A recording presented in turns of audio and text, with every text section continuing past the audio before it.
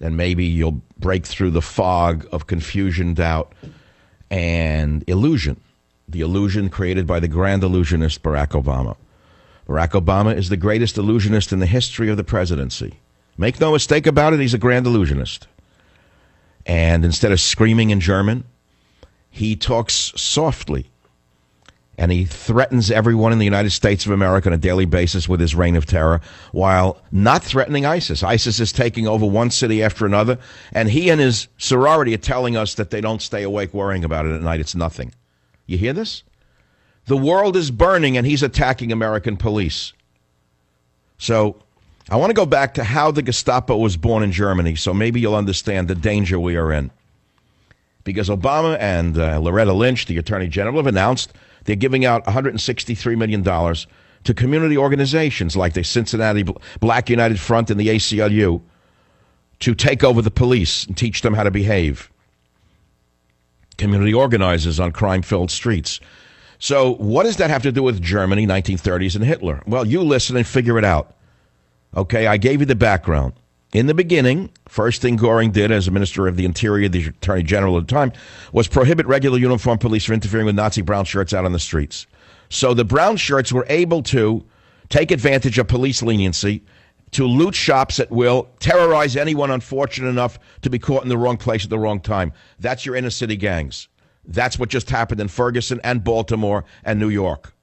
Next, what happened next? All you geniuses. Next, Goring purged the Berlin Police Department of all politically unreliable cops, and he had 50,000 stormtroopers sworn in as special police auxiliaries. So what happened then? Well, then the stormtroopers, meaning the thugs from our streets, had the power to arrest, and they relished its use. Jails were soon overflowing with people taken into protective custody, resulting in the need for large outside prison camps. The birth of the concentration camp system. It happened step by step, stage by stage, day by day, month by month, year by year, right in front of the German people's eyes. Join the Savage Nation. Call now, 855-400-SAVAGE, 855-400-7282. Savage.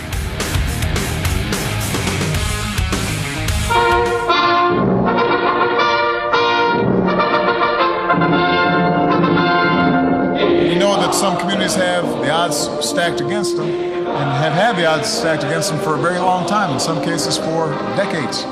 And in some communities, that sense of unfairness and powerlessness has contributed to dysfunction in those communities. You know, communities are like bodies, and if the immunity system's down, they can get sick.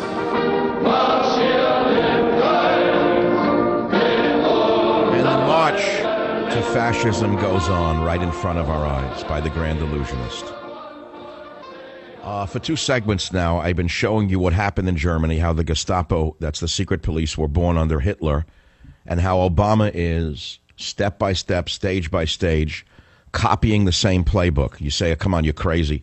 Well, then I'm crazy.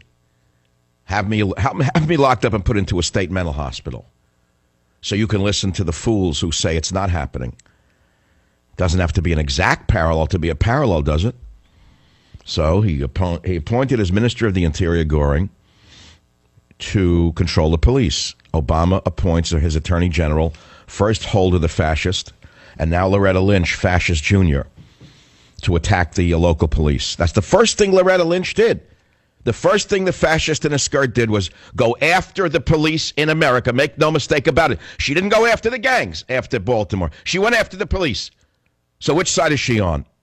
So what did Goring, the equivalent of Loretta Lynch, do when he took power? He prohibited regular uniformed police from interfering with Nazi brown shirts out in the street. What does that mean? Who are the Nazi brown shirts? What, are you crazy, Savage? The thugs in Baltimore, the thugs in Ferguson, the ones who robbed convenience stores, the ones who burnt the cities down, the ones who beat up the police. They're the brown shirts. And instead of the government attacking them and giving the police new powers to arrest and detain them, they took more powers away from the police. So the young brown shirts looted shops at will and terrorized anyone unfortunate enough to be caught in the wrong place at the wrong time. What happened next? Next, Goring purged the Berlin police department of politically unreliable cops, and he had 50,000 stormtroopers sworn in as special police auxiliaries. If Obama moves to that next stage where he permits community groups to police themselves, we will say the next step is in place. They are the stormtroopers. And what happened after that was stormtroopers had power of arrest and they relished its use. They arrested people under the guise of protective custody. The prisons were overflowing. They needed to create outside prison camps, the birth of the concentration camp system. So what did he do next? Goring next turned his attention to the plainclothes police. On April 26, 1933, a decree was issued creating the secret police office, Geheime Polizeiamt, which quickly became known as the GPA. The name was changed to Secret State Police, Geheime Staatspolizei. Gestapo was derived from 7 letters within the full name, Geheime Staatspolizei. G-E-S-T-A-P-O. Gestapo was derived from the 7 letters within the full name of Geheime Staatspolizei. Goring promptly began using the Gestapo to silence Hitler's political opponents in Berlin and surrounding areas, and also to enhance his own personal power. And so what did he do? Well, to his great delight, Hermann Goring discovered that the old Prussian state police had kept many secret files on the private lives of top Nazis, which he studied with delight. Let's pause right there. Tell me where the secret files on the private lives of top Republicans are, and for that matter, top Democrats. Do you remember Bill Clinton and Hillary Clinton, the FBI files? Do you remember them stealing the FBI files? Remember they disappeared? Those are the secret files. That's why the Republicans are silent.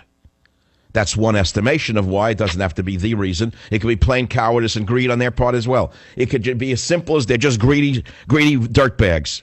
They're just greedy dirtbags interested only in advancing the financial advantages of their contributors, the Republicans. So it could be that. It could be the secret files on the private lives of top Nazis. What happened next? February 10, 1936, Nazi Reichstag passed the Gestapo law, which included the following paragraph. Listen carefully, all you lovers of Obama, the leader of America. Neither the instructions nor the affairs of the Gestapo will be open to review by the administrative courts. Didn't he just do that with the trade agreement with Asia? Didn't he have a secret file in the basement of Congress that no one could look at except Congress? The press couldn't see it. And then the members of Congress could not even take notes and bring them out of there. Obama has every instinct of a dictator. Neither the instructions nor the affairs of the Gestapo will be open to review by the administrative courts. What this meant was the Gestapo became a group above the law, and there was no legal appeal regarding anything it did. Does it sound familiar to you? Do you feel powerless no matter what this character does with his little pen? There's no appeal beyond him? And what happened next? Well, the Gestapo became a law unto itself. And so people could be arrested for no reason, interrogated for no reason, and sent to a concentration camp for incarceration or summary execution without any outside legal procedure. Well, we're a long way from that, aren't we?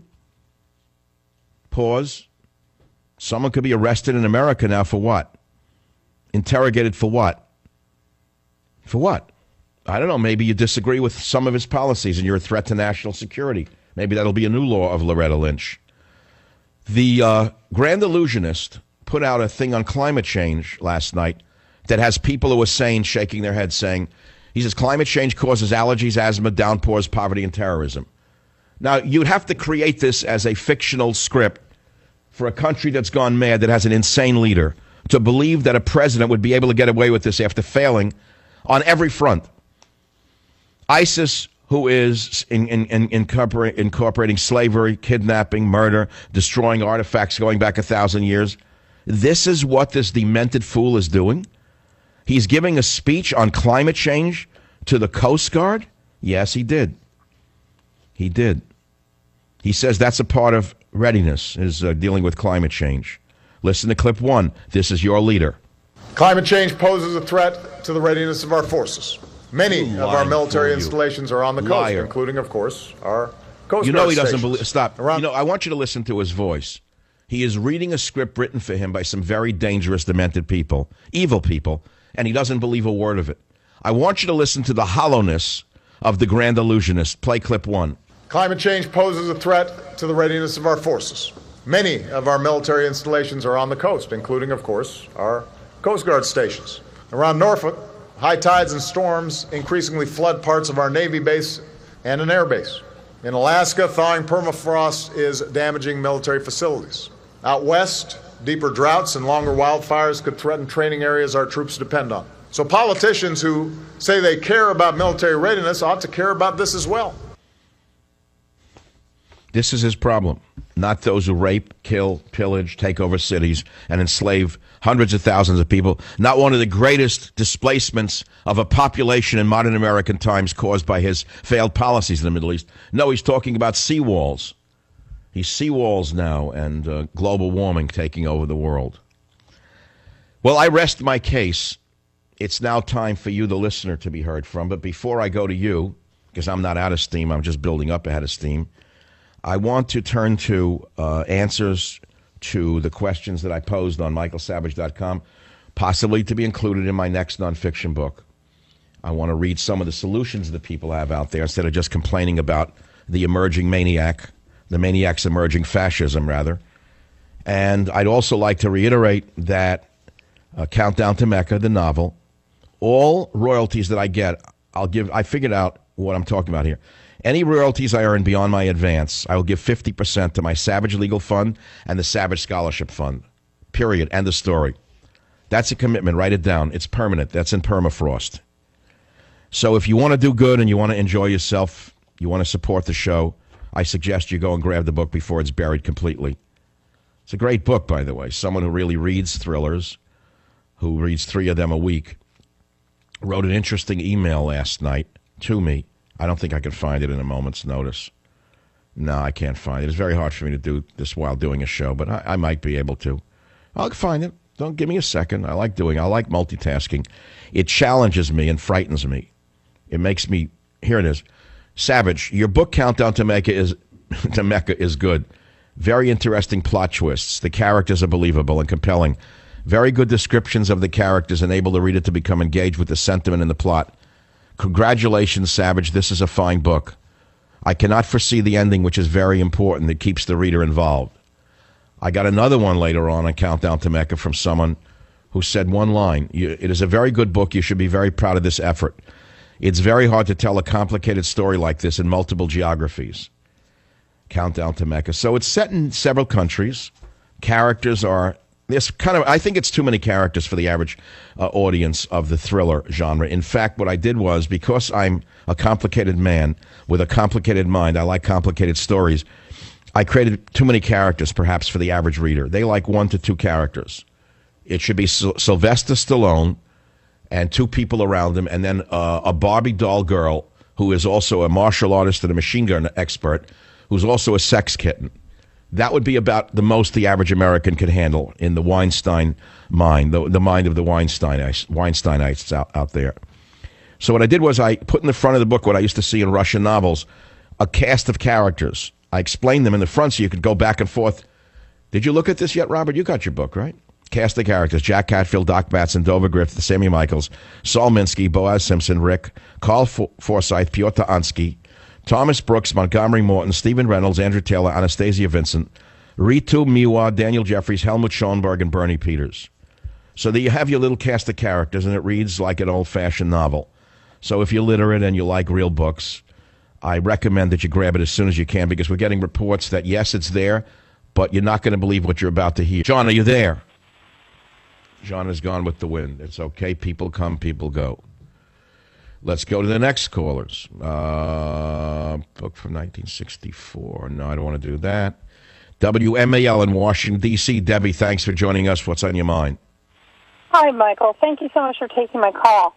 I just wanted to say I really appreciate you educating people about the comparison between Nazi Germany and what we're facing right now. When he gave that speech on July 17th, 2008, about starting the civilian security... Yes, the private national security force, right. The very famous speech that people thought was an anomaly, yes. Yes, I immediately bristled and thought, whoa, what is he... But what strikes me is like this is part of his agenda. Part of his agenda is to disarm the police, federalize those